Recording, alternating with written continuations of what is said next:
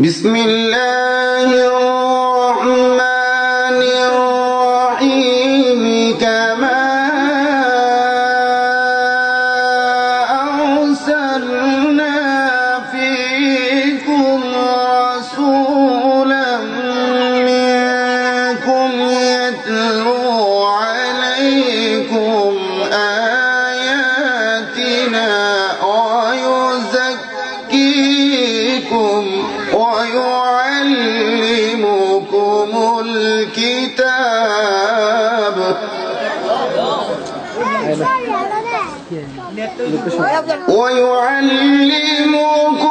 والحكمة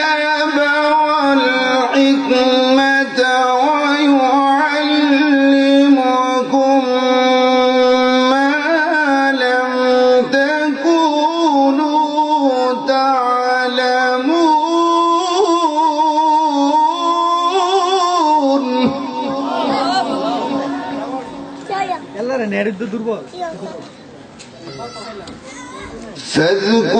فاذكروني أذكركم واشكروا لي ولا تكفرون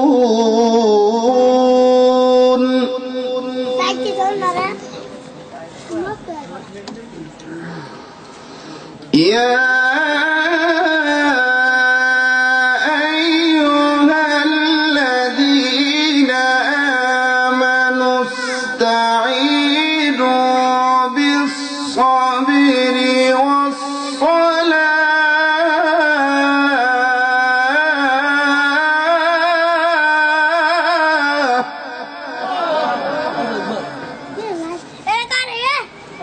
إن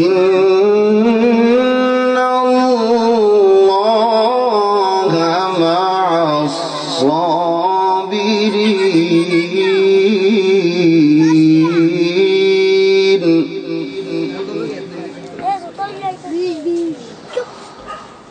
ولا تقولوا لمن يقتل في سبيل الله أموات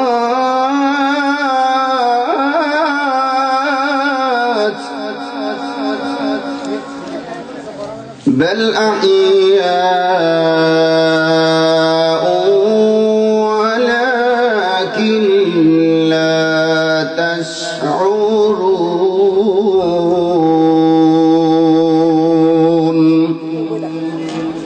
صدق الله العظيم সবাই বলে আলহামদুলিল্লাহ। যে কোরআন থেকে তেলাওয়াত করেছি এই কোরআন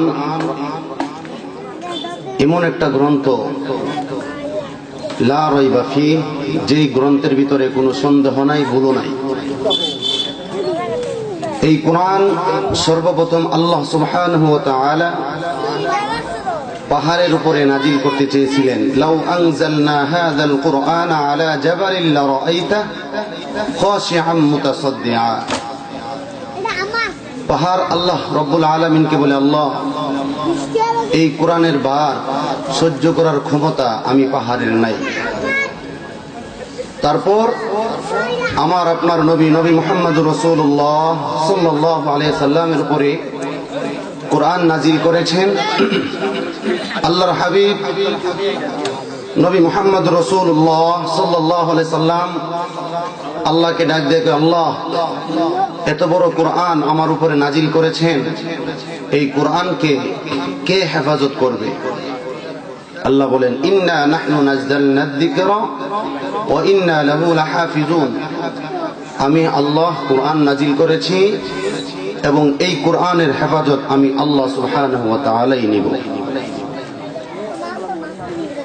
এই মহাগ্রন্থ যে ব্যক্তি তেলাওয়াত করবে এবং যে শ্রবণ করবে, ওই ব্যক্তির আমল নামায় আল্লাহ সুবহানাহু ওয়া তাআলা সমান নেক লিখিয়া দিবেন। বলেন আলহামদুলিল্লাহ। এখনো যারা রাস্তাঘাটে, বাজারে, চাষটলে ঘোরাফেরা করতেছেন, আপনারা সবাই এই দুনিয়ার বেহেশতের বাগান মসজিদে চলে মাহফিলে চলে আসেন। ইন্নাল হামদালিল্লাহিল আকরাম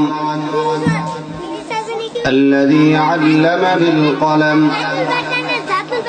علم الإنسان ما لم يعلم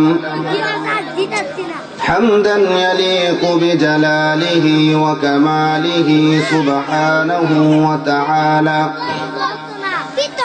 له الحمد في الأولى والآخرة وهو على كل شيء قدير. اللهم إنا نشهدك ونشهد ملائكتك وحملة عرشك وجميع خلقك أنك أنت الله لا إله إلا هو فهو الواحد الأحد الفرد الصمد الذي لم يلد ولم يولد ولم يكن له كفوا أحد. ونشهد أن سيدنا وسندنا وحبيبنا وطبيب قلوبنا ومولانا محمدا عبده ورسوله صلى الله تعالى عليه وعلى آله وأصحابه وبارك وسلم تسليما كثيرا كثيرا. أما بعد সবাই পড়েন আউযু বিল্লাহি মিনাশ শাইতানির রাজীম বিসমিল্লাহির রহমানির রহিম ইযা زلزلت الأرض زلزالها وأخرجت الأرض أثقالها وقال الإنسان ما لها يومئذ تحدث أخبارها بأن ربك أوحى لها يومئذ يصدر الناس أشتاتا ليروا أعمالهم فمن يعمل مثقال ذرة خيرا يره ومن يعمل مثقال ذرة شرا يره. صدق الله العظيم وصدق رسوله النبي الكريم ونحن على ذلك من الشاهدين والشاكرين. إن الله وملائكته يصلون على النبي يا أيها الذين آمنوا صلوا عليه وسلموا تسليما. اللهم صل على سيدنا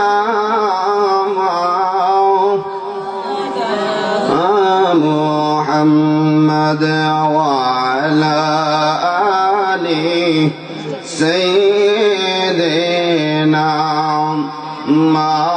مولانا محمد نبی رشک যারা দিল বাই এই জগতে কান্দে না, রোজ হাসরে বাইজান তারা নবীর দেখা পাবে না। আল্লাহুম্মা সাল্লি আলা সাইয়্যিদিনা মাওলানা মুহাম্মদ ওয়া আলা আলি সাইয়্যিদিনা মাওলানা। কর লাগিয়া কাদিস রে মন, কে আছে তোর আপনার, যিনি তোমার অতি আপন, শুয়ে কাঁদেন মদিনা। আল্লাহুম্মা সাল্লি আলা সাইয়্যিদিনা মাওলানা মুহাম্মদ ওয়া আলা আলি সাইয়্যিদিনা মাওলানা মুহাম্মদ। লা ইলাহা ইল্লাল্লাহ, লা ইলাহা ইল্লাল্লাহ, লা ইলাহা ইল্লাল্লাহ, লা ইলাহা ইল্লাল্লাহ, লা ইলাহা লা মাবুদা ইল্লাল্লাহ, লা মাসুকা ইল্লাল্লাহ, লা ইলাহা ইল্লাল্লাহ, লা ইলাহা ইল্লাল্লাহ, লা ইলাহা ইল্লাল্লাহ। আসমান জামিন গায়রুল্লাহ, চন্দ্র সূর্য গায়রুল্লাহ, শুধু মাবুদ এক আল্লাহ। লা ইলাহা ইল্লাল্লাহ, লা ইলাহা ইল্লাল্লাহ, লা ইলাহা। পাহাড় পর্বত গায়রুল্লাহ, বাজার মাজার গায়রুল্লাহ, শুধু মাবুদ এক আল্লাহ। লা ইলাহা ইল্লাল্লাহ, লা ইলাহা লা ইলাহা ইল্লাল্লাহ মুহাম্মাদুর রাসূলুল্লাহ সাল্লাল্লাহু আলাইহি ওয়াসাল্লাম। উপস্থিত মুহতারাম মুআজ্জাজ উলামায়ে কেরাম, মুরব্বিয়ানে ইজম, তরুণ প্রজন্মের আমার তরুণ ভাইরা, পর্দার অন্তরালের শ্রবণরত আমার মা বোনেরা, আপনাদেরকে আমার পক্ষ থেকে আবারও জানাচ্ছি ওয়া তুহাইয়িকুম ফিস সালাম, আসসালামু আলাইকুম ওয়া রাহমাতুল্লাহি ওয়া বারাকাতুহু। গৌরীপুর ইসলামী সমাজ কল্যাণ যুব সংগঠনের উদ্যোগে সপ্তম বার্ষিক আয়োজিত আজকের এই তফসিরুল মাহফিলে সম্মানিত সভাপতি হযরত মাওলানা মোহাম্মদ জাহাঙ্গীর আলম সাহেব, খতিব গরিপুর কেন্দ্রীয় জামে মসজিদ। আজকের এই মাহফিলে প্রধান অতিথি আপনার আমার সুপরিচিত সমাজসেবক, বিশিষ্ট ব্যবসায়িক আলহাজ মোহাম্মদ আয়ুব আলী ভুইয়া সাহেব। আজকের এই তাফসীরুল কোরআন মাহফিলের প্রধান বক্তা, যিনি সারা বাংলার আলোড়ন সৃষ্টিকারী, অত্যন্ত কোকিল কণ্ঠর অধিকারী হযরত মাওলানা আব্দুল মজিদ নাটোরী সাহেব। আজকের এই মাহফিলের বিশেষ বক্তা, বিশেষ আকর্ষণ, দূর দূরান্ত থেকে উলামায়ে কেরাম, সবাইকে আমার পক্ষ থেকে আন্তরিক অভিনন্দন।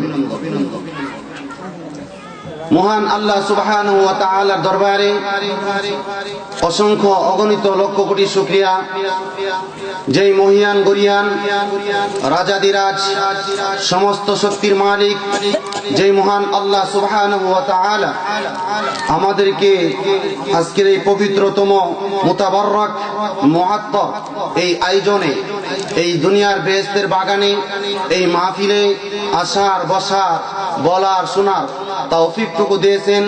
সেই জন্য সবাই আল্লাহর দেওয়া কণ্ঠকে উজাড় করে, কৃপণতাকে পরিহার করে, লাজকতাকে পরিহার করে মহান আল্লাহ সুবহানাহু ওয়া তাআলার দরবারে কালিমাতুশ শুকর আদায় করে আলহামদুলিল্লাহ। শুকরিয়া আদায় করলাম কার? আল্লাহ। সুখে দুঃখে শুকরিয়া আদায় করব কার? ঘরে বাহিরে সর্বদাই সবসময় শুকরিয়া আদায় করব কার? সবসময় সর্বদাই শুকরিয়া আদায় করলে কি লাভ হয়? আল্লাহর হাবিব সাল্লাল্লাহু আলাইহি সাল্লাম বলেন, যারা সর্বদাই সবসময় মহান আল্লাহ সুবহানাহু ওয়া তাআলার দরবারে শুকরিয়া আদায় করে, আল্লাযীনা ইউহমাদুনাল্লাহ ফিস সাররা'i ওয়াদ দাররা, যারা সর্বদাই সবসময় শুকরিয়া আদায় করে, কাল কিয়ামতের ময়দানে আল্লাহ সুবহানাহু ওয়া তাআলা তাদেরকে ডেকে ডেকে জান্নাতের প্রথম সারির মেহমান বানিয়ে দিবেন। আল্লাহু আকবার। সর্বদাই সবসময় শুকরিয়া আদায় করব কার? আল্লাহ। শুকরিয়া আদায় করলে আল্লাহ তাআলা কি হয়? খুশি হয়, অত্যন্ত খুশি হয়। এবং আল্লাহ তাআলা কোরআন শরীফে বলেন 13 নম্বর পারায়, লা ইন শাকারতুম লা আযীদান্নাকুম ওয়া লা ইন কাফারতুম ইন্না আযাবি লাশাদীদ। যারা আমার নিয়ামত পাইয়া শুকরিয়া আদায় করে, আল্লাহ সুবহানাহু ওয়া তাআলা ওই বান্দা বান্দিকে আরো নিয়ামত বাড়াইয়া দেয়। আলহামদুলিল্লাহ। যদি কেউ নিয়ামত পাওয়ার পর শুকরিয়া আদায় না করে, তাহলে যেই নিয়ামতরা তার মাঝে উপস্থিত আছে, সেই নিয়ামতরাও আল্লাহ সুবহানাহু ওয়া তাআলা উঠিয়ে নিয়ে যায়। তাহলে সর্বদাই সবসময় শুকরিয়া আদায় করব কার? আল্লাহ। শুকরিয়া আদায় করলে আল্লাহ তাআলা কতটুকু খুশি হয় দেখেন। মুসা আলাইহিস সালাম আল্লাহর পয়গম্বর, যখন আল্লাহর সাথে কথা বলতে যাচ্ছেন তুর পাহাড়ে, প্রথম রাস্তার ভিতরে একদল হাঁস মুসা পয়গম্বরকে ডাক দিয়ে বলে, হে আল্লাহর পয়গম্বর, আপনি কি আল্লাহর সাথে কথা বলতে যাচ্ছেন? মুসা আলাইহিস সালাম বলে, হ্যাঁ, আমি আল্লাহর সাথে কথা বলতে যাচ্ছি। ওই হাঁসগুলি বলতেছে, তাহলে আল্লাহর কাছে বলেন দুনিয়ার মধ্যে যেন আল্লাহ তাআলা বৃষ্টি দেয়, কারণ অনেক দিন যাবত বৃষ্টি হচ্ছে না, আমাদের খানা পিনা কষ্ট হচ্ছে, আমাদের বাচ্চাগুলি খানার কষ্ট করতেছে। আপনি আল্লাহর কাছে একটু দয়া করে বলেন আল্লাহ তাআলা যেন বৃষ্টি দেয়। মুসা আলাইহিস সালাম, রাস্তার ভিতরে আরো অনেক লোক, আমি ওই ব্যাপারে যাচ্ছি না, শুকরিয়া আদায় করলে যে লাভ এটা আমি বলেই আমি আমার মূল আলোচনাতে চলে যাব, যেহেতু এটা তাফসীর মাহফিল। ওই মুসা আলাইহিস সালাম যখন তুর পাহাড়ে উঠলেন আল্লাহর সাথে কথা বলার জন্য, মুসা আলাইহিস সালাম আল্লাহকে ডাক দিয়ে বলে, আল্লাহ, আমি যখন আপনার সাথে সাক্ষাৎ, আপনার সাথে কথা বলার জন্য আসতেছি, রাস্তার ভিতরে একদল হাঁস আমাকে বলছে আপনি দুনিয়ার মধ্যে বৃষ্টি দেওয়ার জন্য, কারণ অনেক দিন যাবত বৃষ্টি হচ্ছে না, তারা খানা পিনার কষ্ট করতেছে এবং তাদের বাচ্চারা নাকি অনেক খানার জন্য কষ্ট করতেছে। আল্লাহ সুবহানাহু ওয়া তাআলা মুসা আলাইহিস সালামকে ডাক দিয়ে বলে, হে মুসা, তুমি ওই হাঁসগুলাকে বলিয়া দিও আমি আল্লাহ একটা বছর পর আমি দুনিয়াতে বৃষ্টি দিব। আল্লাহু আকবার। মুসা আলাইহিস সালাম অনেক কথা বলার পর যখন চলে আসলেন, হাঁসগুলি রাস্তার ভিতরে পাইয়া বলতেছে, মুসা পয়গম্বর, আপনি কি আল্লাহ তাআলার কাছে বলেছিলেন বৃষ্টি দেওয়ার জন্য? বলছে, হ্যাঁ আমি তো বলেছি, তবে আল্লাহ সুবহানাহু ওয়া তাআলা বলেছে এক বছর পরে নাকি বৃষ্টি বর্ষণ হবে দুনিয়াতে। তখন হাঁসের দলবলেরা বলতেছে আলহামদুলিল্লাহ, বলেন আল্লাহু আকবার। ওই হাঁসগুলি যখন আলহামদুলিল্লাহ শুকরিয়া আদায় করলো, মুসা আলাইহিস সালাম বলার সাথে সাথে বাড়িতেও যায় বসতে পারে নাই, আল্লাহ সুবহানাহু ওয়া তাআলা বৃষ্টি দিয়ে দিলেন। মুসা আলাইহিস সালাম আবার আল্লাহর সাথে কথা বলার জন্য তোর পাহাড়ে চলে গেলেন। আল্লাহ সুবহানাহু ওয়া তাআলাকে ডাক দেয়া কই, আল্লাহ আপনি আমাকে বলেছেন এক বছর পরে নাকি বৃষ্টি দিবেন। আমি হাঁসের কাছে এই খবরটা পৌঁছানোর সাথে সাথে আপনি আবার বৃষ্টি দিয়ে দিলেন। আল্লাহ, তার রহস্যটা কি আমি বুঝতে পারি নাই। আমার আল্লাহ ডাক দিয়া কই, মুসা আমি যে বলেছি এক বছর পরে বৃষ্টি দেব তাও সত্য, তুমি যে খবরটা তাদের কাছে পৌঁছাইছো তাও সত্য, কিন্তু খবরটা পৌঁছানোর পর হাঁসের দল বলেরা আমি মাওলার কাছে এরকম ভাবে শুকরিয়া আদায় করছে, আমি মাওলার রহমতের জুস খুলিয়া দিয়া বৃষ্টি চলে আসছে। আমি আল্লাহ পাক রব্বুল আলামিনের কাছে এমন ভাবে শুকরিয়া আদায় করছে, আমি আর সহ্য করতে পারি নাই, সাথে সাথে আমি বৃষ্টি দিয়ে দিছি। শুকরিয়া আদায় করলে লাভ না লস? সব সময় সর্বদাই শুকরিয়া আদায় করবো কার? আল্লাহ সুবহানাহু ওয়া তাআলা। আমি আপনাদের মাঝে যে সূরাটা তেলাওয়াত করেছি, সূরাতুল জিলজাল, কোরআন শরীফে সূরা আছে 114টা। কয়টা? 114টা। তার ভিতরে আমি যেই সূরাটা তেলাওয়াত করেছি সেই সূরাটা হয়েছে 99 নম্বর সূরা, সূরাতুল জিলজাল। সূরাটার ভিতরে আয়াত আছে 8টা। কয়টা? 8টা। শব্দ আছে 36টা। কয়টা? 36টা। অক্ষর আছে 156টা। এক একটা অক্ষরের বিনিময়ে আল্লাহ সুবহানাহু ওয়া তাআলা, আমি যে তেলাওয়াত করেছি আপনারা যে শুনেছেন, এক একটা অক্ষরের বিনিময়ে আল্লাহ সুবহানাহু ওয়া তাআলা আমার আপনার আমলনামায় 10টা করে নেক লিখিয়ে দিয়েছেন। আলহামদুলিল্লাহ। তাহলে 156টা অক্ষর আমি তেলাওয়াত করেছি, তাহলে আপনি আমার আমলনামায় 1560টা নেক আল্লাহ সুবহানাহু ওয়া তাআলা দিয়ে দিয়েছেন। কোরআন তেলাওয়াত করলে লাভ না লস? জিলজাল শব্দের অর্থ হয়েছে ভূমিকম্প। কি? ভূমিকম্প। আল্লাহ সুবহানাহু ওয়া তাআলা এই সূরাটা যখন নাজিল করেছেন, হযরত আবু বকর সিদ্দিক রাদিয়াল্লাহু তাআলা আনহু রাস্তার ভিতরে বসে কান্না করতেছেন। এই সূরাটা নাজিল করেছেন আল্লাহ সুবহানাহু ওয়া তাআলা আমার আপনার নবীর উপরে মাদিনা জীবনে। কোন জীবনে? যখন নবী সাল্লাল্লাহু আলাইহি সাল্লাম যখন মদিনাতে ছিলেন, তখন এই সূরাটা আল্লাহ সুবহানাহু ওয়া তাআলা আমার আপনার নবীর উপরে নাজিল করেছেন। এমত অবস্থায় হযরত আবু বকর সিদ্দিক রাদিয়াল্লাহু তাআলা আনহু বসে বসে কান্না করতেছে। আমার নবীজি হযরত আবু বকর সিদ্দিক রাদিয়াল্লাহু তাআলা আনহুকে ডাক দিয়া কই, লা ইবকিকা ইয়া আবু বকর, তোমাকে কোন জিনিস কাঁদাচ্ছে? তুমি কেন কান্না করতেছো? আবু বকর ডাক দিয়া কই, ইয়া রাসূলুল্লাহ, ইয়া হাবিবাল্লাহ, আল্লাহ সুবহানাহু ওয়া তাআলা যে সূরাটা আপনার উপরে নাজিল করেছেন সূরাতুল জিলজাল, এই সূরাতুল জিলজালের ভিতরে শেষ দুইটা আয়াতে আল্লাহ বলেছেন, ফামান ইয়ামাল মিসকালা যাররাতিন খায়রান ইয়ারা ওয়া মান ইয়ামাল মিসকালা যাররাতিন শাররান ইয়ারা। যদি বিন্দু পরিমাণও তুমি বদ আমল করে থাকো তার শাস্তিও তুমি পাইবা, আর যদি যাররা পরিমাণও তুমি নেক আমল করে থাকো তার পুরস্কারও তুমি পাইবা।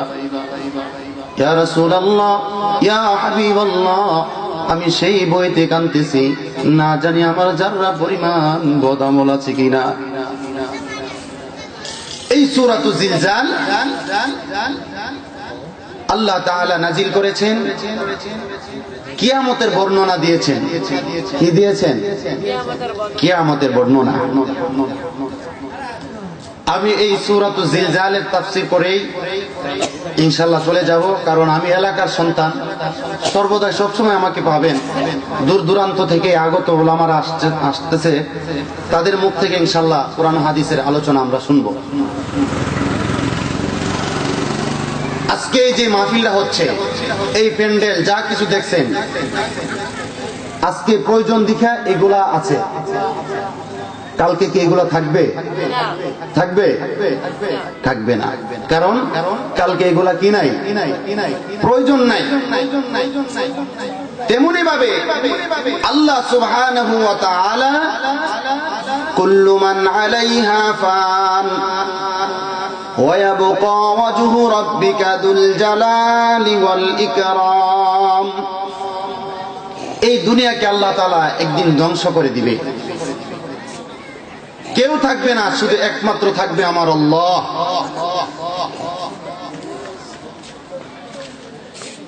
এই দুনিয়াতে আল্লাহ তাআলা এখন রাখছেন, আল্লাহ তাআলার খাস বান্দা আছে এই দুনিয়া রাখছেন, আল্লাহ তাআলার প্রয়োজন আছে এই দুনিয়া রাখছেন।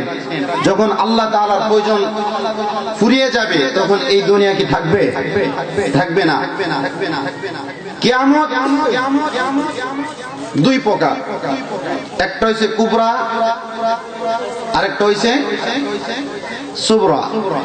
কুবরা হইতেছে বড়, সগীর হইতেছে ছোট।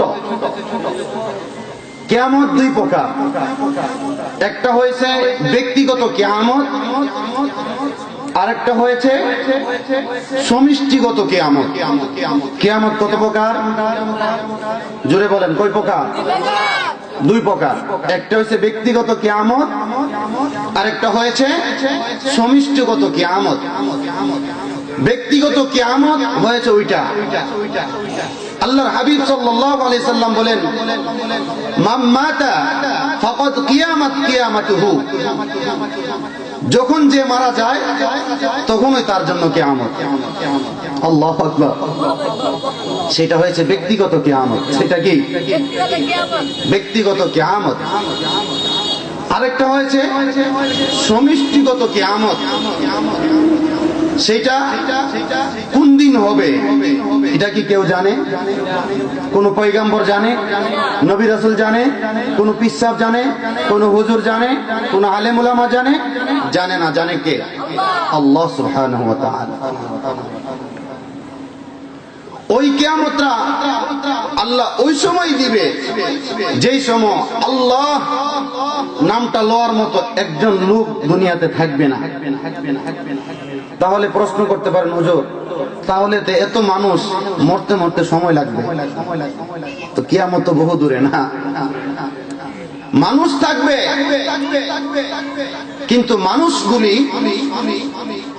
হয়ে যাবে পশুর মতো, পশুর চেয়ে আর নিকৃষ্ট। আল্লাহ বলার মতো লোক থাকবে না, মানুষগুলি হয়ে যাবে অমানুষ, মানুষগুলো হয়ে যাবে জানোয়ার। এ কার কথা? আল্লাহর কথা। আল্লাহ বলেন, লাহুম কুলুবুল লা ইয়াফকাহুনা বিহা ওয়া লাহুম আ'য়ুনুল লা ইউবসিরুনা বিহা ওয়া লাহুম আযানুন লা ইয়াসমাউনা বিহা উলাইকা কাল আনআম বাল হুম আদাল। যাদের চক্ষু আছে দেখেও দেখে না, যাদের কর্ণ আছে শুনেও শুনে না, যাদের বিবেক মস্তিষ্ক আছে চিন্তা করে না, তারা হয়েছে উলাইকা কাল আনআম, চতুষ্প জানোয়ারের মতো। শুধু এটা বলে আল্লাহ তাআলা বন্ধ রাখেন নাই, তারপরে বলেছেন বালহুম আদল, জানোয়ার চেয়ে আরো নিকৃষ্ট। কার কথা? তাহলে মানুষ থাকবে কিন্তু আল্লাহ নামটা লওয়ার মতো মানুষ থাকবে না। মানুষ যে আমরা পশুর চেয়ে অনেক নিকৃষ্ট তার একটা উদাহরণ দেখেন। বনের সবচেয়ে বড় হিংস্র প্রাণী হয়েছে বাঘ, সিংহ, ঠিক না বলেন? আমরা কোনোদিন শুনি নাই বাঘ বাঘকে মেরে ফেলেছে, সিংহ সিংহকে মেরে ফেলেছে, এরকম কোনোদিন আমরা শুনেছি? শুনি নাই। পেপার, পত্রিকা, টেলিভিশন সংবাদ দেখলে, অনলাইন খুললে দেখা যায় মানুষ মানুষকে মেরে ফেলেছে, এরকম আছে কি নাই? তাহলে আমরা থেকে পশুবালা না আমরা ভালো? পশু বহুত ভালো। আল্লাহর কথা সত্য না মিথ্যা? সত্য। এই ব্যক্তিগত কিয়ামত, এখন যদি আমি মারা যাই, কথা বলিও না, এখন যদি আমি মারা যাই আমার জন্য কি? আমার জন্য কি? কিয়ামত। যে যখন মারা যায়, মাম্মাতা ফাকাদ কিয়ামত কিয়ামাতুহু, যে যখন মারা যায় তার জন্যই কিয়ামত। আমরা ব্যক্তিগত কিয়ামতের দিকে প্রতিদিন আমরা আগাচ্ছি, হাঁটি হাঁটি পা পা করে আমরা প্রতিদিন ব্যক্তিগত কিয়ামত, মৃত্যুর দিকে আমরা চলে যাচ্ছি। এটা কি আমাদের বিশ্বাস হয়? কারণ আল্লাহ তাআলা বলেন লিকুল্লি উম্মাতিন আজাল, প্রত্যেকটা মানুষের মৃত্যুর তারিখ আমি মাওলার কাছে কি আছে? লেখা আছে। কি আছে? লেখা আছে। আমরা কিভাবে আমাদের ব্যক্তিগত কিয়ামত, মরণের দিকে আগাচ্ছি দেখেন। এক বাদশা, এটা তাফসীর না, এটা ইতিহাস। এক বাদশা স্বপ্নে দেখেছে রাত্রের বেলা তাকে একটা বাঘ দৌড়াচ্ছে, সে বাঘের ভয়ে একটা গাছের ভিতরে উঠলো, গাছের গোড়ার দিকে দৃষ্টি করে দেখে একটা সাদা ইঁদুর গাছের গোড়াটাকে একটু একটু করে কাটতেছে। আর একটু পরে দেখে একটা কালো ইঁদুর ওই গাছের গোড়াটাকে একটু একটু করে কাটতেছে। নিচের দিকে দৃষ্টি করে দেখে বিরাট বড় একটা গর্ত, ওই গর্তের ভিতরে আগুন ধাউ ধাউ করে জ্বলতেছে, সাপ বিচ্ছুগুলা গিজ গিজ করে খেলাধুলা করতেছে। উপরের দিকে নজর করে দেখে একটা মৌমাছির চাক, ওই মৌমাছির চাক থেকে মধুগুলি টপ টপ করে পড়তেছে, আর সে হা করে ওই মধুগুলি খাচ্ছে। কোথায় দেখতেছে? স্বপ্নে। কোথায় দেখতেছে? মনোযোগ সহকারে শুনেন। ওই বাচ্চার ঘুম ভেঙে গেল। সকাল বেলায় তার রাজপ্রাসাদে যায়া বলতেছে, তোমরা যারা এখানে আছো, আমি রাত্রেবেলা একটা ভয়ঙ্কর স্বপ্নে দেখেছি, ওই স্বপ্নের ব্যাখ্যা দেওয়ার মতো এখানে তোমরা কেউ আছো? এক কোণার ভিতরে আল্লাহ তাআলার ওলি একজন বসা ছিল, সে বলছে, বাদশা আপনি বলেন, আমি আপনার স্বপ্নের ব্যাখ্যাগুলি বলে দিব। আল্লাহু আকবার। বাদশা ওই দুনিয়ার আল্লাহর ওলিকে ডাক দিয়ে কয়, ও আল্লাহর ওলি, আমি যখন রাত্রের বেলায় নিদ্রায় গেলাম, ওই নিদ্রা অবস্থায় আমি দেখতে পেলাম বিরাট বড় একটা বাঘ আমাকে দৌড়াচ্ছে।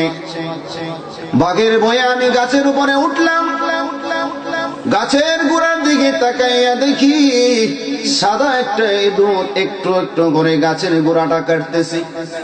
কতক্ষণ পরে একটা কালো ইঁদুর আসলো, ওই কালো ইঁদুরটা আবার একটু একটু করে গাছের গোড়াটা কাটতেছে। হঠাৎ করে আমি নিচের দিকে তাকাইয়া দেখি বিরাট বড় একটা গর্ত, ওই গর্তের ভিতরে আগুন দাও দাও করে জ্বলতেছে, সাপ বিচ্ছুগুলি গিজ গিজ করে খেলাধুলা করতেছে। উপর দিকে দৃষ্টি করে দেখলাম মৌমাছির একটা চাক, ওই মৌমাছির চাক থেকে মধুগুলি টপ টপ করে পড়তেছে, ওই মধুগুলি আমি খাচ্ছি। হে আল্লাহর ওলি, তুমি এই স্বপ্নের ব্যাখ্যাটা আমাকে দিয়ে দাও। আল্লাহর ওলি ডাক দেয়া কয়, হে দুনিয়ার বাদশা, আপনি যে প্রথম স্বপ্নে দেখেছেন একটা বাঘ আপনাকে দৌড়াচ্ছে, সেই বাঘটা হয়েছে আপনার মউত। সেই বাঘটা কি? সেই বাঘটা হয়েছে আপনার মউত। আর যেই বাঘের বই আপনি গাছের উপরে উঠেছেন, সেই গাছটা হয়েছে আপনার হায়াত। আর আপনি যে গাছের গোড়ার ভিতরে দেখতেছেন সাদা একটা ইঁদুর আপনার গাছের গোড়াটা একটু একটু করে কাটতেছে, সেইটা হয়েছে সাদা ইঁদুরটা হয়েছে দিনের বেলা। তার মানে দিনের বেলা আপনার হায়াত একটু একটু করে কাটতেছে। কালো ইঁদুরটা যেভাবে দেখছেন গাছের গোড়া কাটতেছে, কালো ইঁদুরটা হয়েছে রাতের বেলা। রাতের বেলাও আপনার হায়াতের জিন্দেগি আস্তে আস্তে করে কেটে যাচ্ছে। আর আপনি যে দেখলেন বিরাট বড় একটা গর্ত, গর্তের ভিতরে আগুন দাউ দাউ করে জ্বলতেছে, সাপ বিচ্ছুগুলি গিজ গিজ করে খেলতেছে, সেটা হয়েছে আপনার পাপের শাস্তি। আর আপনি যে উপরের দিকে দৃষ্টি করে দেখেছেন মধুর চাক থেকে মধু টপ টপ করে পড়তেছে, ওই মধু আপনি খাচ্ছেন, সেটা হয়েছে আপনার দুনিয়ার লোভ। তার মানে আপনি এত বড় বিপদগামী থেকেও আপনি দুনিয়ার লোভটা আপনি সামলাইতে পারেন নাই। আমরা সবাই হাঁটি হাঁটি পা পা করে কোথায় যাচ্ছি? মরণের দিকে যাচ্ছি। কিয়ামত শুরু হবে, ব্যক্তিগত কিয়ামত চলে গেল, সমষ্টিগত কিয়ামত শুরু হবে কখন? যখন আল্লাহ বলার মতো একজন লোক থাকবে না। আলেম ওলামাদের জন্য, আল্লাহর ওলিদের জন্য আল্লাহ দুনিয়া টিকাই রাখেছে, ঠিক কিনা বলেন? সিন্নি খাইলা কাল লেগে মুল্লা চিনলা না। মুল্লাদের জন্য আল্লাহ তাআলা, আলেম ওলামাদের জন্য আল্লাহ তাআলা এই দুনিয়া রেখেছেন। রাম দাম নাস্তিক মুরতাদের জন্য এই দুনিয়া আল্লাহ তাআলা রাখে নাই। আল্লাহ তাআলা কাদের জন্য রেখেছেন? মুমিন ব্যক্তিদের জন্য। যখন মুমিনরা চলে যাবে আল্লাহ তাআলার কিয়ামত শুরু হবে। জিলজাল শব্দের অর্থ হয়েছে কি? ভূমিকম্প। আল্লাহ বলেন ইযা জুলজিলাতিল আরদু জিলজালাহা, যখন দুনিয়া কম্পিত হয়ে যাবে, আল্লাহ সুবহানাহু ওয়া তাআলা দুনিয়াটাকে ধরে একটা জাকি মারবেন। কি মারবেন? জাকি মারবেন। ইযা জুলজিলাতিল আরদু জিলজালাহা ওয়া আখরাজাতিল আরদু আসকালাহা, তখন দুনিয়ার তলদেশে যা কিছু আছে বাড়ি জিনিসগুলা দুনিয়ার অটোমেটিক তার থেকে বাহির করে দিবে। গ্যাসের খনি, স্বর্ণের খনি, কয়লার খনি, যা কিছু আছে দুনিয়া বাহির করে দিবে তার থেকে। তখন ইসরাফিল আলাইহিস সালামকে যখন আল্লাহ সুবহানাহু ওয়া তাআলা সিংহায় ফুঁক দেওয়ার অর্ডার দিবেন, প্রথম সিংহা ফুঁক দেওয়ার পর ইদাস সামাউন ফাতারাত ওয়া ইদাল কাওয়াকিবু ইনতাসারাত, আকাশ এবং জমিন চূর্ণ বিচূর্ণ হয়ে যাবে। তারকাগুলি, সূর্য চন্দ্র একসাথে বাড়ি খাবে এবং সূর্য দুনিয়াতে পড়ে যাবে। বলেন আল্লাহু আকবার। সূর্যটা কত বড়? কি কেউ বাড়িতে পড়ছে? সূর্যটা কত বড়? কারণ আলেমুল আমাদের কথা তো বিশ্বাস করেন না, কারণ ডিজিটাল যুগ, বিজ্ঞানীদের কথা বিশ্বাস করেন। বিজ্ঞানীরাই বলেছে দুনিয়া থেকে, আসমান এবং জমিন থেকে 13 লক্ষ গুণ বড় হয়েছে সূর্য। আল্লাহু আকবার। কত লক্ষ গুণ? এই সূর্য যদি দুনিয়াতে পড়ে উঠ থাকবে? উঠ থাকবে বলেন না। এই সূর্য তারকাগুলি চূর্ণ বিদীর্ণ হয়ে যাবে প্রথম সিংহায় ফুঁক দেওয়ার পর। কি হবে? ইযা জুলজিলাতিল আরদু জিলজালাহা ওয়া আখরাজাতিল আরদু আসকালাহা ওয়া ক্বালাল ইনসানু মা লাহা। আল্লাহু আকবার। যখন দুনিয়া তার তলদেশ থেকে সবকিছু বাহির করে দিবে, বাড়ি বাড়ি জিনিসগুলা তখন মানুষ বলবে ওয়াকাল আল ইনসান মা লাহা, এই দুনিয়া তোর কি হয়েছে? আল্লাহু আকবার, এই দুনিয়া তোর কি হয়েছে? তারপরে ওয়াকাল আল ইনসানু মা লাহা ইয়াওমাইযিন তুহাদ্দিসু আখবারাহা। দুনিয়ার কথা বলা শুরু করবে, দুনিয়ার কোন স্থানে কোন জায়গায় আমরা কুকর্ম সুকর্ম করেছি, দুনিয়ার উপরে যা কিছু ঘটেছে সব কিছু দুনিয়া বলা শুরু করবে। আল্লাহু আকবার। আল্লাহ পাক অর্ডার দিয়ে দিবে বিআন্না রাব্বাকা আওহা লাহা, হে দুনিয়া তুমি বলতে থাকো, আমি আল্লাহ শুনতে থাকি। দুনিয়া কি এখন কথা বলতে পারে? আমি যে এখানে জমিনে বসে আছি কথা বলতে পারে, কিন্তু কাল কিয়ামতের ময়দানে আল্লাহ তাআলা জমিনের জমান খুলে দিবেন। এই জমিনে কোথায় কুকর্ম করেছি সুকর্ম করেছি দুনিয়ার কেউ জানে না, আল্লাহ জানে। আবার সাক্ষী হয়ে গেছে জমিন, এই জমিন আমার আল্লাহকে ডাক দেয়া করবে, আল্লাহ আল্লাহ সে আমার উপরে বসে নাচ গান করেছে, আল্লাহ ফজর নামাজের আজান দিয়েছে, সে শুয়ে আছে জমিনে নামাজ পড়তে যায় না, আল্লাহ গো তুমি তাকে লানত দাও, তুমি তাকে জাহান্নামে নিক্ষেপ করে দাও। ওই জমিনে আমরা যে বসে কোরআন তাফসীর মাহফিলে আলোচনা শুনতেছি, এই জমিন সাক্ষী দিবে আল্লাহ সে আমার উপরে বসে বসে তোমার কালামের কোন গান শুনেছে, আল্লাহ তুমি তাকে মাফ করে দাও। এই জমিন আমার আপনার বিরুদ্ধে সাক্ষী দিবে। কুকর্ম করলেও সাক্ষী দিবে, সুকর্ম করলেও কি সাক্ষী দিবে। বিআন্না রাব্বাকা আওহা লাহা, আল্লাহ তাআলা অর্ডার দিয়ে দিবেন দুনিয়া তুমি বলো, হে জমিন তুমি বলতে থাকো আমি শুনি। ইয়াউমাইযি ইয়াসদুরুন নাসু আশতাতান লিয়ুরাউ আমালাহুম। আল্লাহু আকবার। মানুষগুলি সেই দিন মানুষগুলি বিচ্ছিন্নভাবে আসতে থাকবে। আল্লাহ পাক রব্বুল আলামিন একটা গ্লারিফিট করে দিবেন, যার যার বদ আমল গুলিও দেখতে পাবে, নেক আমল গুলিও দেখতে পাবে। ফামান ইয়ামাল মিসকালা যাররাতিন খায়রান ইয়ারাহ, বিন্দু পরিমাণও যদি নেক আমল করে থাকে তাও দেখতে পাবে। ওয়া মান ইয়ামাল মিসকালা যাররাতিন শাররান ইয়ারাহ, বিন্দু পরিমাণও যদি বদ আমল করে থাকে তাও দেখতে পাবে। কাল কিয়ামতের দিন তামাম জমিন এবং সূর্যটা, বৈজ্ঞানিকরা বলেছে এখন 13 কোটি 9 লক্ষ মাইল উপরে আছে সূর্য। ওই সময় চলে আসবে মাত্র 30 ইঞ্চি উপরে আমার আপনার মাথার উপরে থাকবে। হাসরের ময়দানে তামাম জমি থাকবে, যখন ওই সূর্যটা আমার আপনার 30 ইঞ্চি উপরে থাকবে, এমন ভাবে গাম ঝরতে থাকবে, গামের পানি হাঁটু পর্যন্ত হয়ে যাবে, বুক সিনা পর্যন্ত হয়ে যাবে, গলা পর্যন্ত হয়ে যাবে, ওই মাথার উপর পর্যন্ত হয়ে যাবে।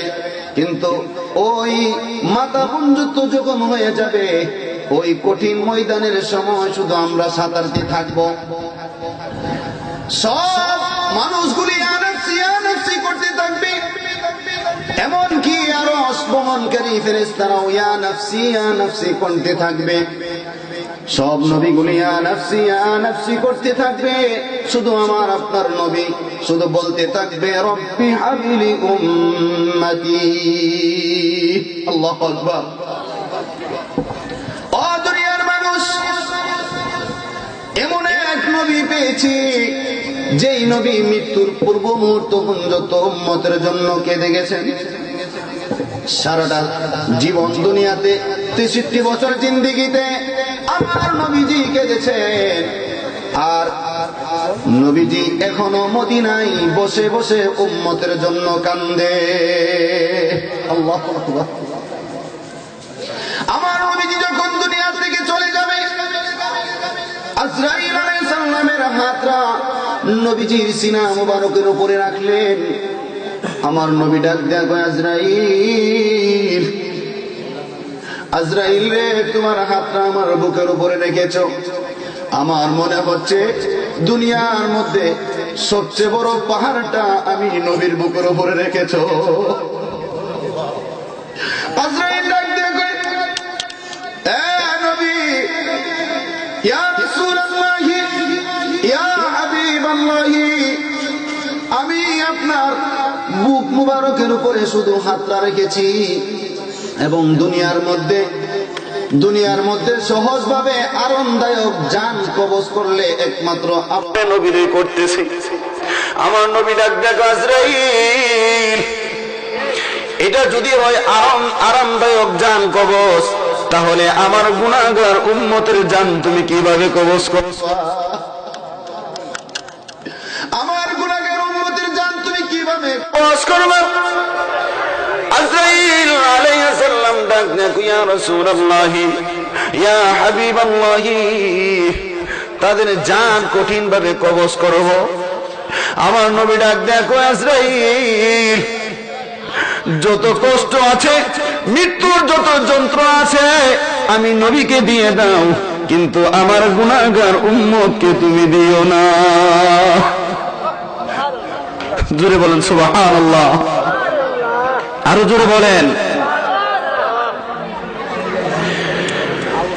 দুনিয়ার মুসলমান ইমানদার, গভীর মনোযোগ সহকারে শুনে নেবে, নবীজি মৃত্যুর পূর্ব মুহূর্ত উম্মতের জন্য কেঁদে গেছেন।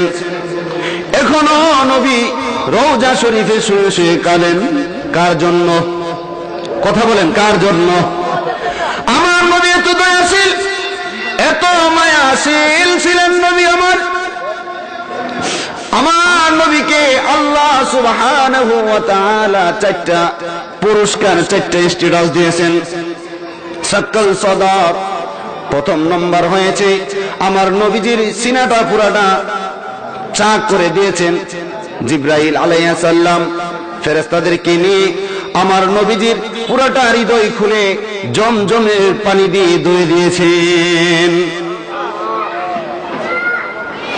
সাহিবুল মিরাজ, আমার নবীকে আল্লাহ মিরাজ করিয়েছেন।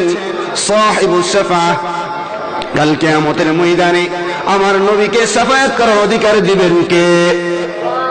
কে দিবেন? সাহিবুল মিরাজ, সাক্কাল সাদর, সাহিবুস শাফাআহ, সাহিবুল কাউসার। আল্লাহু আকবার। আমার আল্লাহ রাব্বুল আলামিন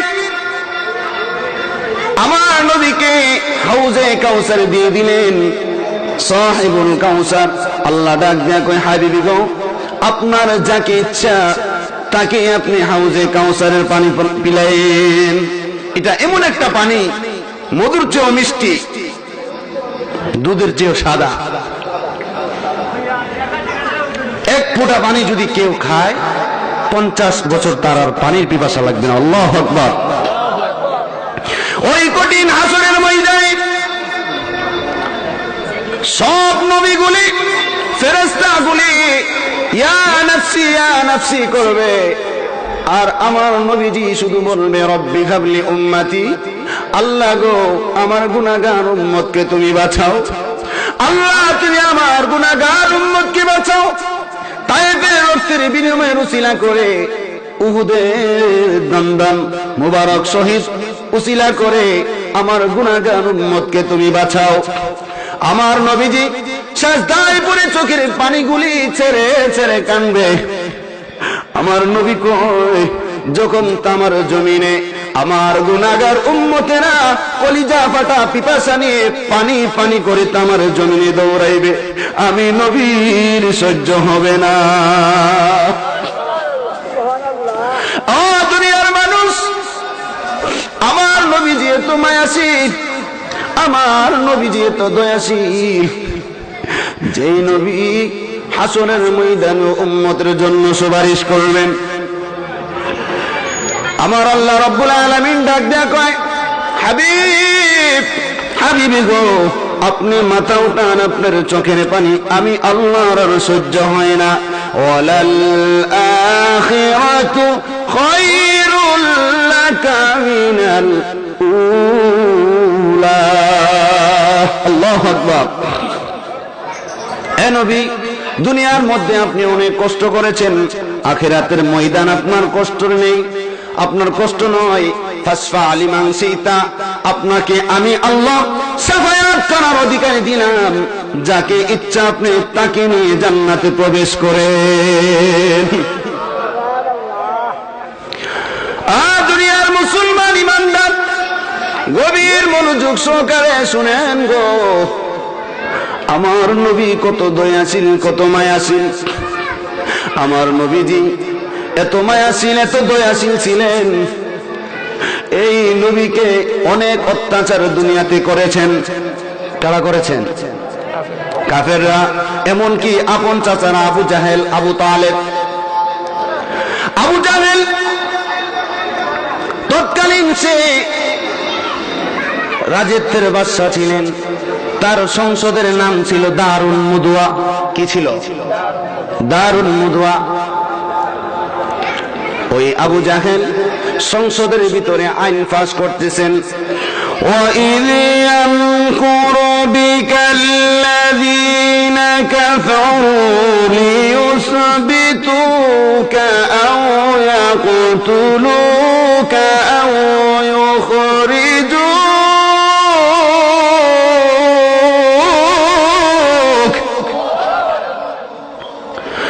وَيَمْكُرُونَ وَيَمْكُرُ اللَّهُ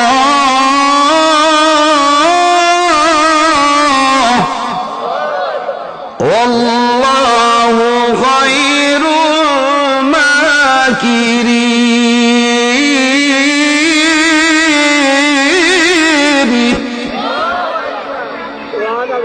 সূরা আনফাল 30 নম্বর আয়াত। আবু জাহেল কি আইন পাস করলো সংসদে? وَإِذْ يَمْكُرُ بِكَ الَّذِينَ كَفَرُوا لِيُثْبِتُوكَ। আবু জাহেল আইন পাস করেছে 1 বছর নবীজিকে নজরবন্দি করে রাখবে। কি বন্দি করে রাখবে? আবু জাহেল নবীজির কি ছিলেন? চাচা।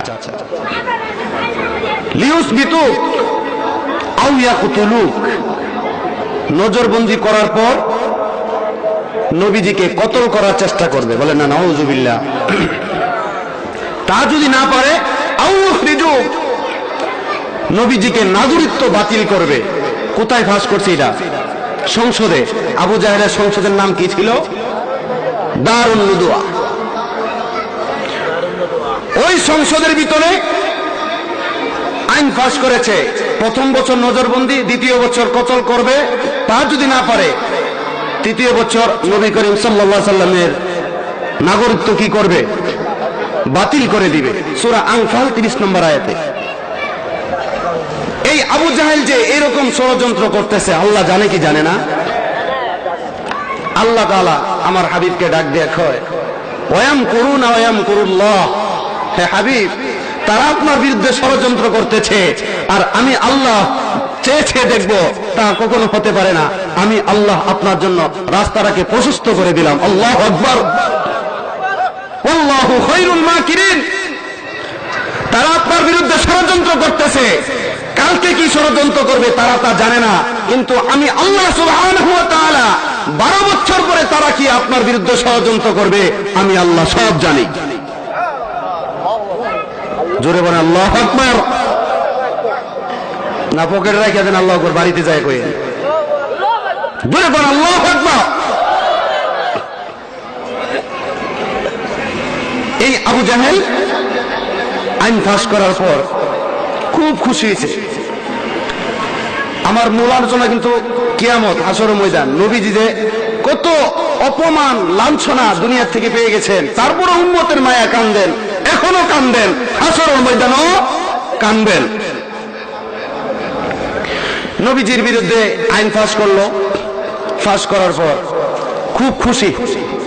আবু জাহেল বাড়িতে যাচ্ছে, হাঁটতেছে, চলাফেরা করতেছে, আশেপাশের লোকদেরকে বলতেছে যে এক কাজ করো, আমার দীর্ঘদিনের আশা পুরা হইতে যাচ্ছে, কারণ মুহাম্মদ বিন আব্দুল্লাহ তাকে ইনশাআল্লাহ মেরে ফেলবো, নাউযুবিল্লাহ, মেরে ফেলবো।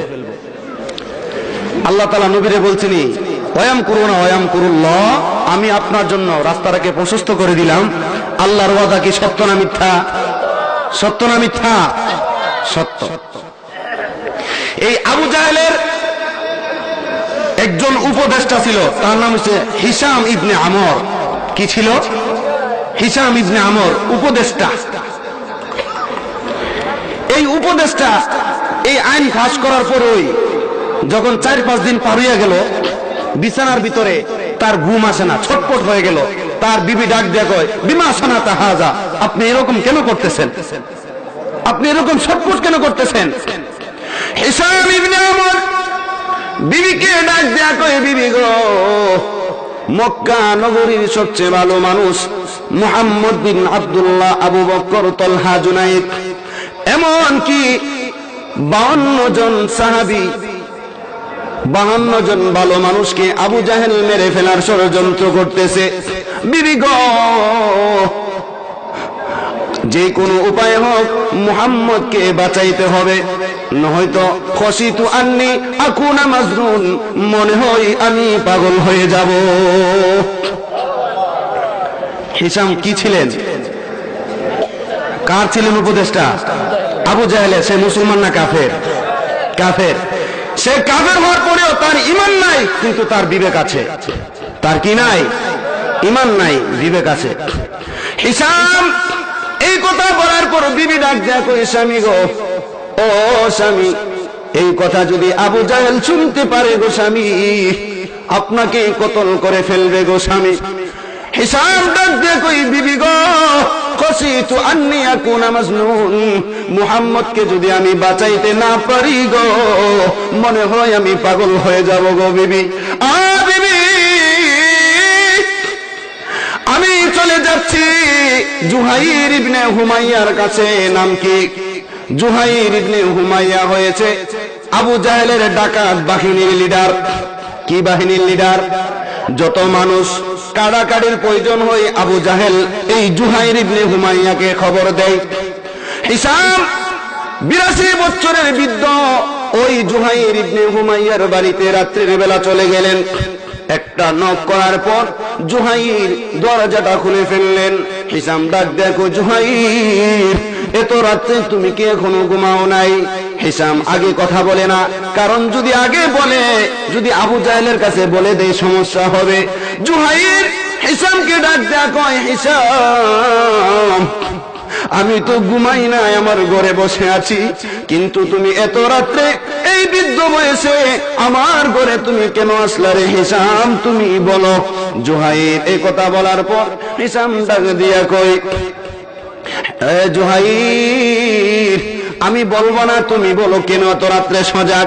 জুহাইর ডাক দিয়া বলে, হিশাম রে, আমি আমার ঘুম আসতেছে না, এই কারণে গত রাত্র আমার মা আমাকে ডাক দিয়া বলে, এ জুহাইর, তুমি নাকি শুনলাম আবু জাহেলের বিরাট বড় ডাকাত বাহিনীর লিডার। জুহাইর, তোমার খালার নাম ছিল উম্মে আইমান, তোমার খালাম্মা, ওই খালাম্মা মুহাম্মদকে 6 মাস লালন পালন করে দিয়েছে। জুহাইর রে, আমি শুনেছি আবু জাহেলের ডাকাত বাহিনীর লিডার নাকি তুমি। মুহাম্মদকে মেরে ফেলার চিন্তা তুমি করতেছ, মুহাম্মদকে জেলে আটকায় রাখছো রে জুহাইর। ও জুহাইর, আমি মা হয়ে বলতেছি, জুহাইর, তুমি ওই আবু জাহেলের জেলের তালা ভেঙে মুহাম্মদকে বাঁচাও।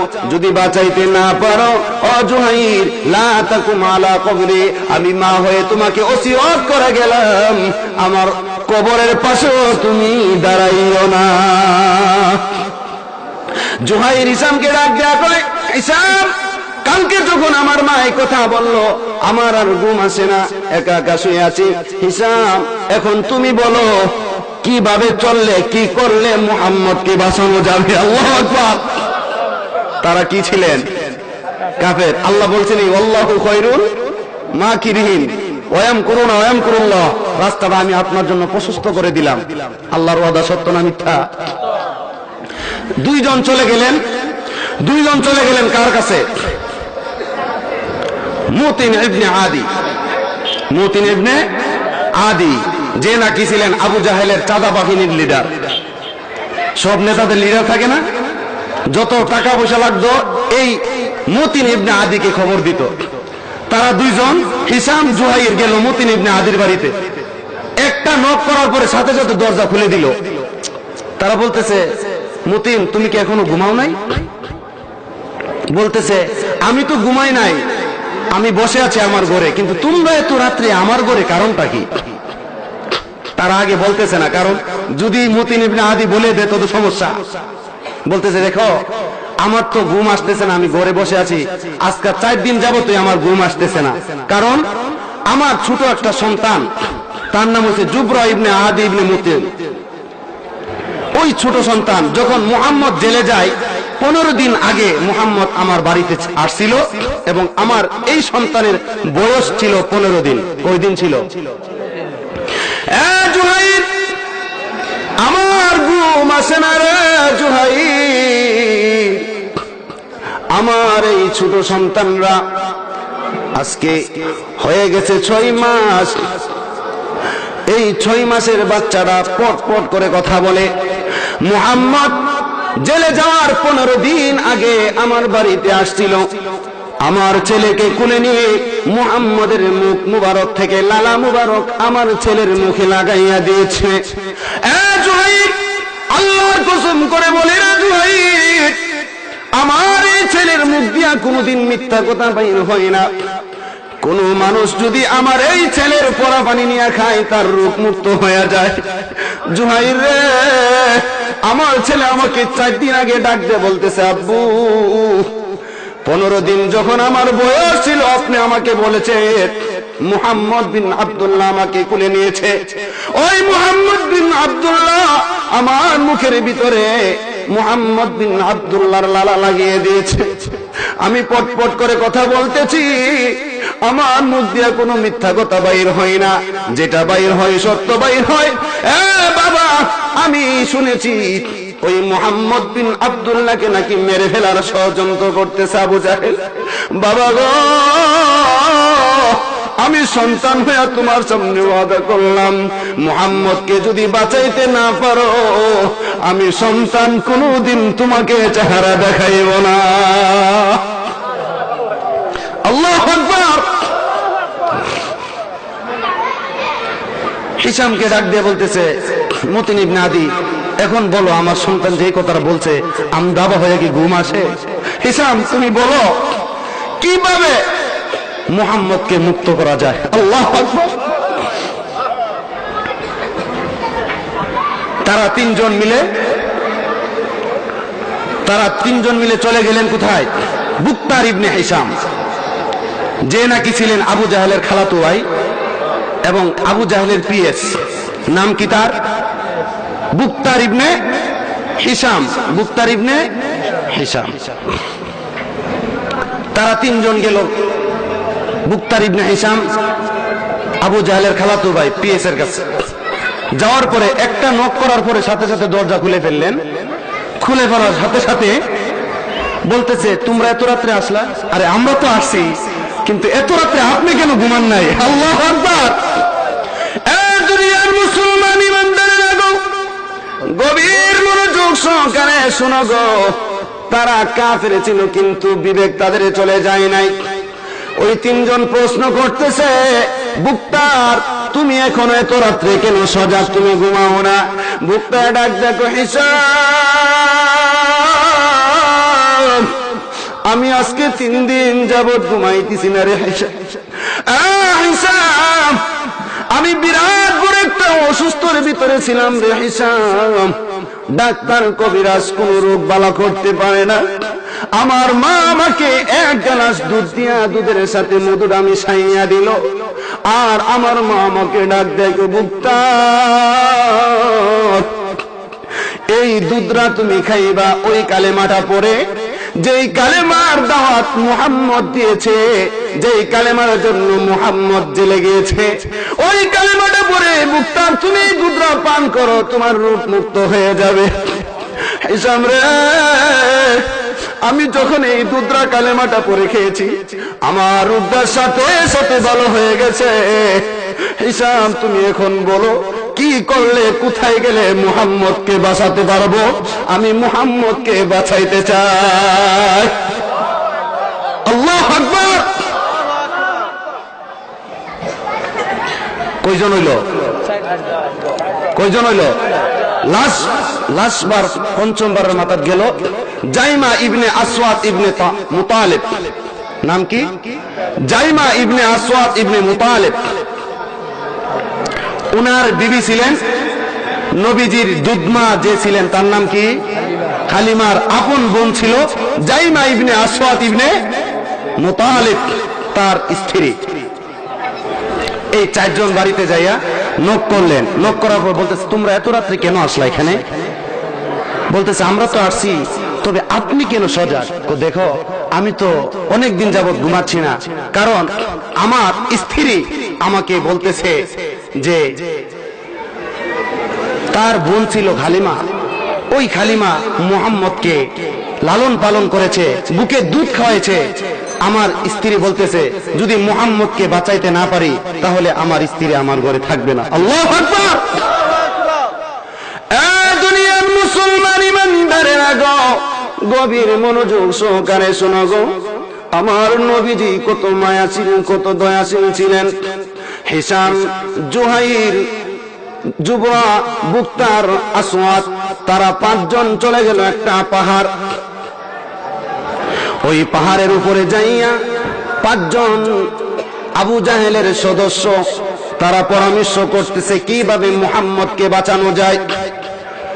ওই ডাকাত বাহিনীর লিডার জুহাইর ইবনে হুমাইয়া ডাক দিয়া বলতেছে আমি জেলের তালার চাবি আবু জাহেলকে যে কোনো উপায়ে খুলব, কিন্তু আপনারা আমার পিছনে টেগেল দিবেন। আল্লাহু আকবার। পাহাড় থেকে যখন পরামর্শ করে চলে গেলেন, আবু জাহেলের বাড়িতে চলে গেলেন। রাত্র গভীর হয়ে গেছে। আবু জাহেল দরজা খুললেন, খুলে দেখে তারা পাঁচজন ব্যক্তি। আবু জাহেল দেখে খুব খুশি হলেন, তোমরা এত রাত্রে কেন আসছো?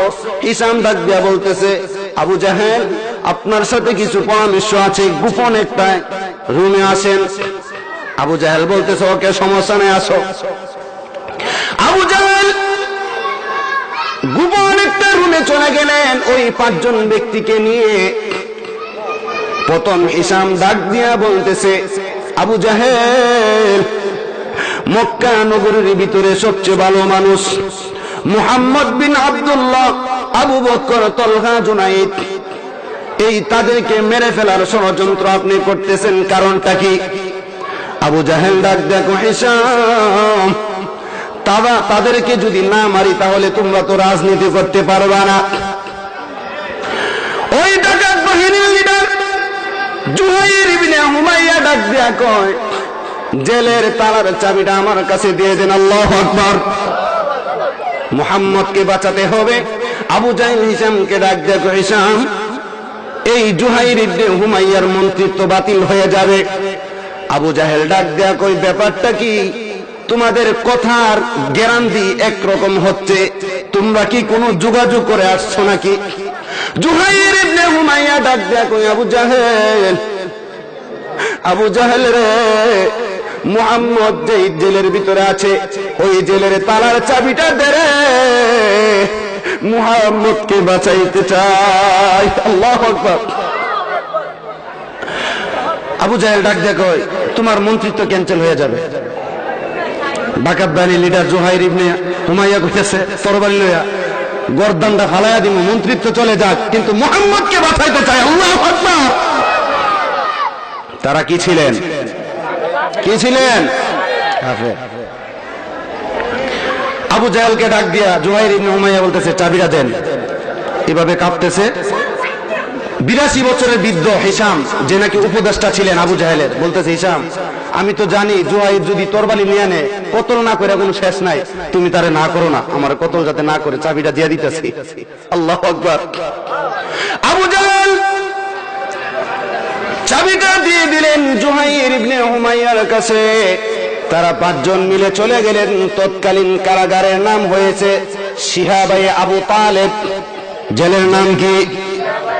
শিহাবে আবু তালেব। ওই জুহাইর ইবনে হুমাইয়া জেলের তালাটা খুলে দেখেন আমার নবীজি শুয়ে আছেন।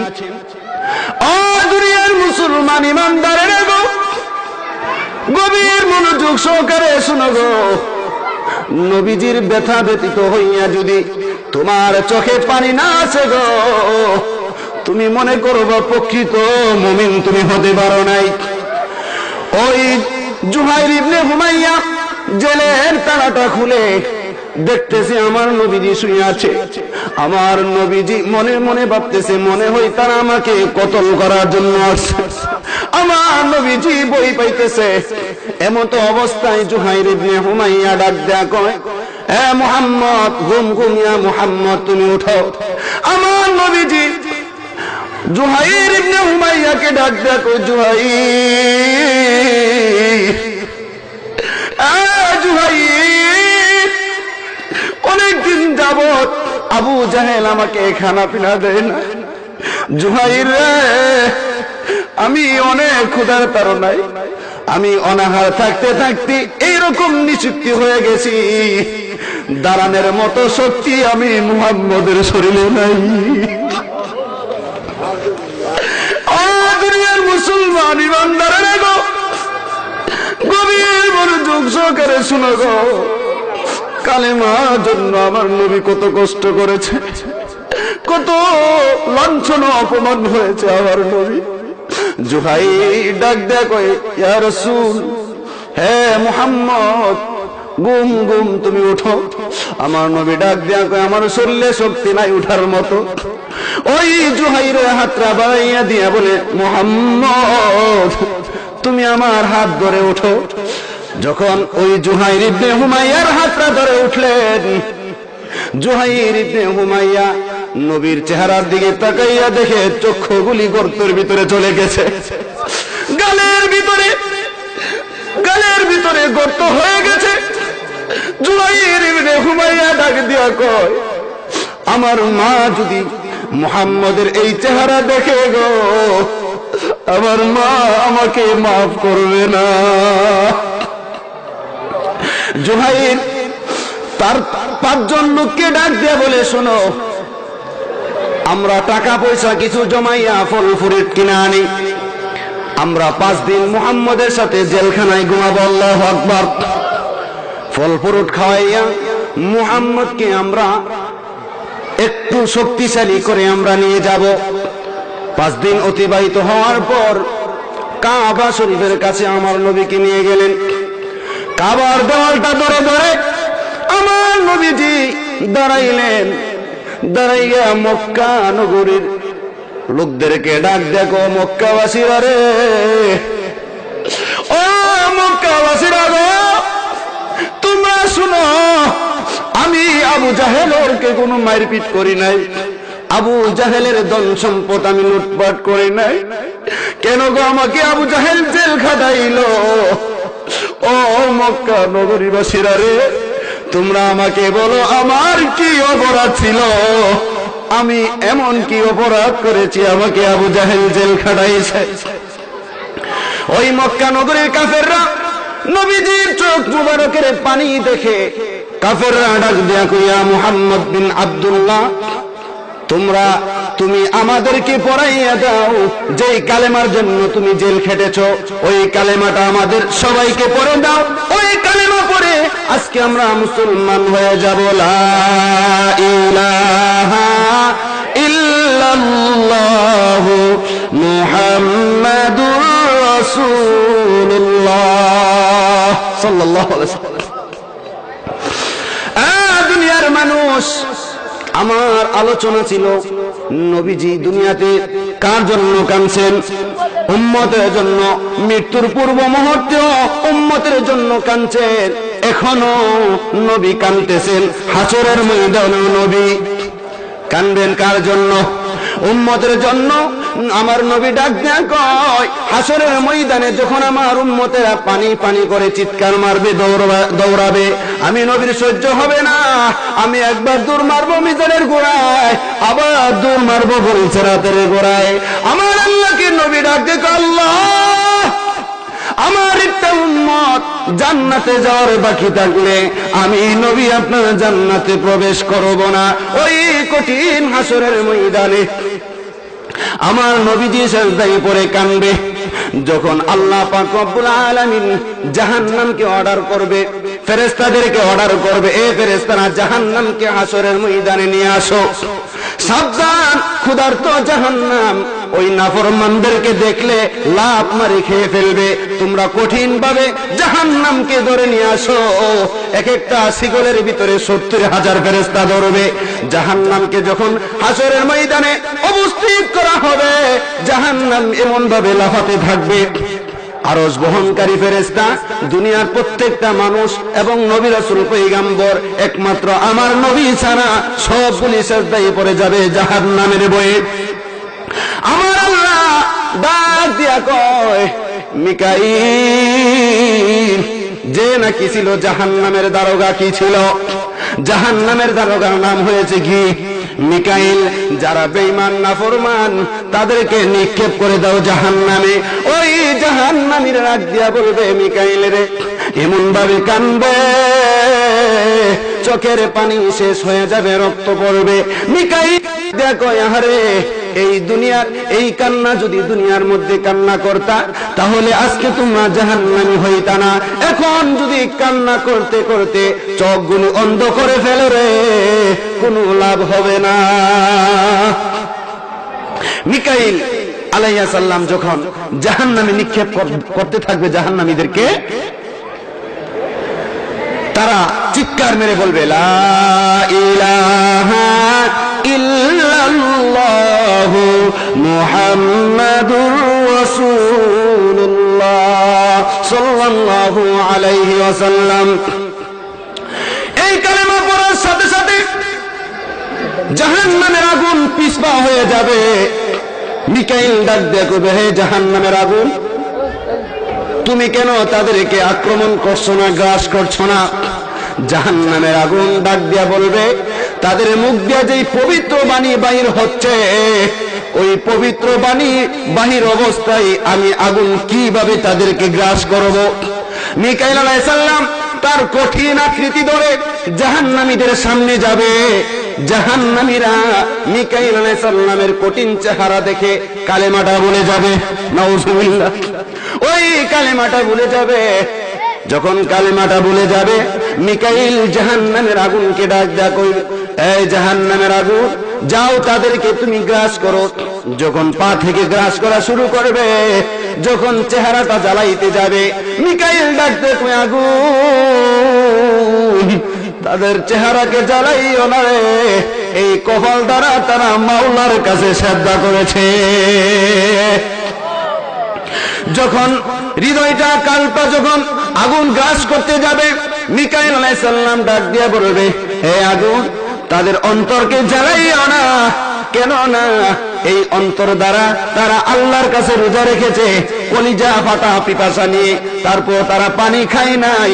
একমাত্র আল্লাহকে রাজি খুশি করার জন্য তারা কালকে কষ্ট দিয়েছে। সেই জন্য আগুন, তুমি তাদের অন্তর কালকে জ্বালাইও না। আগুন গ্রাস করতে থাকবে। লা ইয়ামুতু ফিহা ওয়ালা ইয়াহইয়া, সেখানে কোনো মরণ আর নাই। সেখানে কি নাই? মরণ নাই। সেই জিন্দেগির শুরু আছে, শেষ নাই। আল্লাহ বলতেছেন, লা ইয়ামুতু ফিহা ওয়ালা ইয়াহইয়া, ওইখানে মরবেও না, বাঁচবো না, ওইখানে মরণ নাই। যখন জাহান্নামীরা শাস্তি পেতে থাকবে, আগুন আস্তে আস্তে তাদেরকে গ্রাস করতে থাকবে। জান্নাত থেকে জাহান্নাম দেখা যায় এবং জাহান্নাম থেকেও জান্নাত দেখা যায়। জাহান্নামীরা যখন দেখবে জান্নাতবাসীরা জান্নাতের খানা খাচ্ছে, পানি খাচ্ছে, তখন তারা বলবে, ও জান্নাতবাসীরা, তোমরা তো আমাদের আপনজন ছিলা, তোমাদেরকে আল্লাহ তাআলা যে পানি দিচ্ছে ওই পানির গ্লাসটা আমাদের দিকে নিক্ষেপ করে দাও, আমরা পানিটা খায়া বাঁচি। জাহান্নামীদের খানা কি হবে? ফাযুকু ফালান নাযীদাকুম ইল্লা আযাবা ইন্না লিল মুত্তাকিনা মাফাজা। আল্লাহু আকবার। উত্তপ্ত রক্ত, গরম পুষ দেওয়া হবে তাদেরকে, এমন পুষ দেওয়া হবে এমন গরম দেওয়া হবে, ওইটার সাথে আবার কাঁটা মিশানো থাকবে, ওইটা পান করার সাথে সাথে কাঁটাগুলি গলায় লাগবে, আর গরম উত্তপ্ত রক্তগুলি পেটে যাবে। ওই গরমের হিটে পেটের ভিতরে যা আছে নারী বুড়ি সব গলে নিচ দিয়ে বাইর হয়ে যাবে। নাউযুবিল্লাহ। জাহান্নামীরা জান্নাতবাসীদেরকে ডাক দেয়া কয়, ও জান্নাতবাসীরা গো, তোমরা তো আমাদের ওই পাড়া পড়শি ছিলা, আমাদের আপনজন ছিলা, আমরা খানা পিনার খুব কষ্টে আছি, পানির পিপাসায় মারা যাচ্ছি। আল্লাহ তোমাদেরকে জান্নাতের যেই পানিটা দিয়েছে, ওই পানির গ্লাসটা আমাদের দিকে নিক্ষেপ করে দাও, পানিটা খাই আমাদের জীবনটা বাঁচাই। জাহান্নামীরা এই কথা বলার পর জান্নাতীরা ডাক দিয়া কবে, ক্বালু ইন্নাল্লাহা হারামাহুমা আলাল কাফিরিন।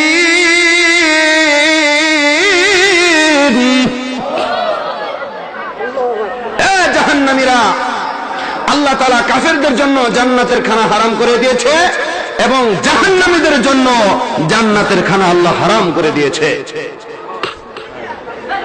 তারপর তারা বলবে, জাহান্নামীরা বলবে, তোমাদেরকে আল্লাহ তাআলা জান্নাত দিয়েছে, আমাদেরকে জাহান্নাম কেন দিয়েছে? জান্নাতবাসীরা বলবে, ওয়ানাদা আসহাবুল জান্নাতি আসহাবান নারি ওয়াজাদনা মা ওয়াদানা রাব্বুনা হাক্কা।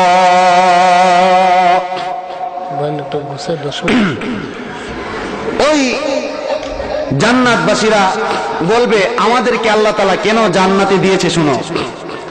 আল্লাহ ওয়াদা করেছেন, যারা আল্লাহর হুকুম পাঁচ ওয়াক্ত নামাজ সঠিকভাবে আদায় করবে এবং নবীজির তরিকা অনুযায়ী চলবে এবং ব্যবসা বাণিজ্যের ভিতরে মাপে কম দিবে না এবং অঙ্গ প্রত্যঙ্গর দ্বারা মানুষের মনে কষ্ট দিবে না এবং আল্লাহ তাআলার হুকুমগুলি সঠিকভাবে মেনে চলবে, তাদেরকে আল্লাহ তাআলা জান্নাত দিবে। দুনিয়ার মধ্যে আমরা আল্লাহ তাআলার হুকুম পাঁচ ওয়াক্ত নামাজ আদায় করেছি, আমাদের অঙ্গ প্রত্যঙ্গ দ্বারা মানুষ কষ্ট পায় নাই, ব্যবসা করেছি মাপে কম দেয় নাই, মানুষের সম্পদ ভোগ করি নাই, অবৈধ সম্পদ দখল করি নাই, সেই জন্য আমার আল্লাহ আমাদেরকে জান্নাত দিয়েছে। ও জাহান্নামীরা রে, তোমরা তো আল্লাহর হুকুম পালন করো নাই, তোমরা তো দুনিয়ার মধ্যে নাফরমানি করেছো, নেতাগিরি করেছো, খেতাগিরি করেছো, দুনিয়ার মধ্যে নবীজির তরিকা অনুযায়ী চলো নাই, মসজিদ মাদ্রাসার বিরোধিতা করেছো, টুপি দাড়িওয়ালাদের বিরোধিতা করেছো, সেই জন্য আল্লাহ তাআলা তোমাদেরকে আজকে জাহান্নামে দিয়েছে। সেই জন্য ক্বালু ইন্নাল্লাহা হারামাহুমা আলাল কাফিরিন, আল্লাহ তাআলা তোমাদের জন্য জান্নাতের খানাটা হারাম করে দিয়েছে। আল্লাহু আকবার। সেই জন্য দুনিয়ার মুসলমান ইমানদারেরা গো, সব সময় আল্লাহর কাছে কানবেন দুইটা হাত উঠাইয়া, পাপী আমি কেমনে থাকব মাওলা কবরে, সাথী নাই রে বাতি নাই রে মাওলা ওই গরে। সবাই বলেন, পাপী আমি কেমনে থাকব মাওলা কবরে, সাথী নাই রে বাতি নাই রে মাওলা ওই গরে। মালাকুল মউত আসবে যেদিন আমার দ্বারে, প্রাণ পাখি দেহের থেকে নিবে বের করে। পাপী আমি কেমনে থাকবো মৌলা কবরে, সাথী নাই রে বাতি নাই রে মৌলা ওই গরে, সুখের বাড়ি সুখের সংসার সাজায়া আল্লাহ, সুখের বাড়ি সুখের সংসার সাজায়া কখন জানি যাইতে হবে এইসব সারিয়া, কিসের বাড়ি কিসের ঘর কিসের কি কিসের বাড়ি কিসের ঘর কিসের কি মাওলা ছাড়া আপন কাউকে না দেখি, মাওলা ছাড়া আপন কাউকে না দেখি। আল্লাহর কাছে সব সময় কানবেন, কারণ আমরা পাপী, আমরা কি আল্লাহর হাবিব বলেন কুল্লুকুম খাত্তাউন, তোমরা সবাই পাপী। কে বলেন? আল্লাহর হাবিব। কুল্লুকুম খাত্তাউন, তোমরা সবাই পাপী, আমি পাপী, আমার মা বাবা পাপী, আমার 14 গোষ্ঠী পাপী। কার কথা এটা? আল্লাহর হাবিবের কথা। কুল্লুকুম খাত্তাউন। আবার আরেক জায়গায় বলতেছে ও খায়রা কুল্লুকুম খাত্তাউনা তাওয়াবুন, তোমরা তওবা করো, আমার আল্লাহ তোমাদের গুনাহ মাফ করে দিবে। আল্লাহর কাছে সব সময় সর্বদা তওবা করব। আল্লাহ তাআলা আমাদেরকে মানার বুঝার তৌফিক দান করো, সবাই বলেন আমিন। আমার জন্য সবাই দোয়া করবেন। আমি এই গ্রামের সন্তান, আমার আব্বার নাম মরহুম মুখলিসুর রহমান। আমার জন্য দোয়া করবেন। আমি একটা মাদ্রাসার দায়িত্বে আছি। আল্লাহ তাআলা যেন আমাকে সর্বদা সব সময় দিনের জন্য কবুল করে, সবাই বলেন আমিন। ওয়া আখিরু দাওয়ানা আলহামদুলিল্লাহি রাব্বিল আলামিন। আসসালামু আলাইকুম ওয়া রাহমাতুল্লাহি ওয়া বারাকাতুহু।